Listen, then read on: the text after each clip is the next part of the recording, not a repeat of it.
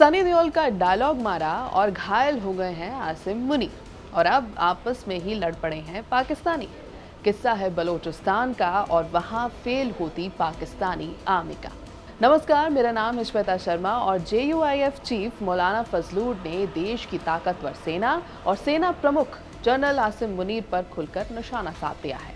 उन्होंने जनरल मुनीर को चुनौती देते हुए कहा कि अगर उन्हें लगता है कि जनता उनके साथ है तो वो सेना की वर्दी उतारें और अपनी राजनीतिक पार्टी बनाएं और तो और चुनाव लड़कर जनता का फैसला स्वीकार कर लें।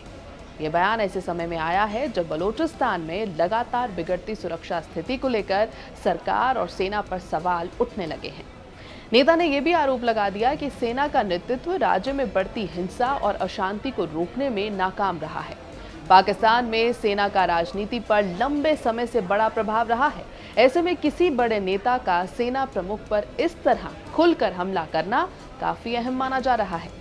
जनसभा को संबोधित करते हुए नेता ने कहा कि जनरल आसिम मुनीर सेना की ताकत का इस्तेमाल करके देश की राजनीति और आर्थिक फैसलों को प्रभावित कर रहे हैं। इसके बाद मौलाना फजलूर ने मार दिया सनी देओल का डायलॉग।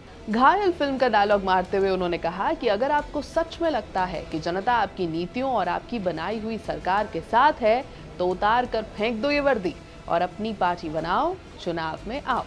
उन्होंने आगे कहा कि हमारी तरह चुनाव लड़िए, पाकिस्तान की जनता वोट देकर तय करेगी कि वो आपको स्वीकार करती है या नहीं। सरकारी ताकत का इस्तेमाल करके जनादेश हासिल करने की कोशिश मत कीजिए। नेता ने सेना पर राजनीति में दखल देने, विपक्ष को कमजोर करने और स्वतंत्र मीडिया पर दबाव बनाने का भी आरोप लगा दिया।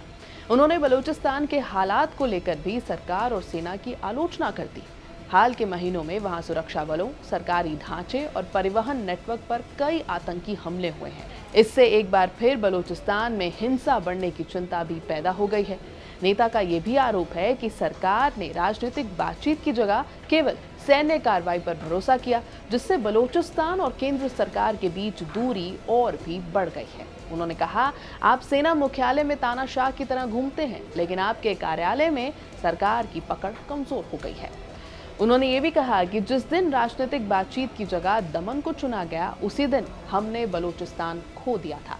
लोगों को दुश्मन मानकर किसी इलाके को अपने साथ नहीं जोड़ा जा सकता।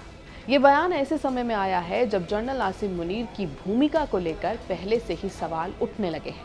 पाकिस्तान इस समय सुरक्षा चुनौतियों, आर्थिक संकट और राजनीति में सेना की बढ़ती भूमिका जैसी समस्याओं का सामना कर रहा है। अब तक पाकिस्तान की सेना की मीडिया शाखा इंटर सर्विसेज पब्लिक रिलेशंस ने इन आरोपों पर कोई आधिकारिक प्रतिक्रिया नहीं दी है।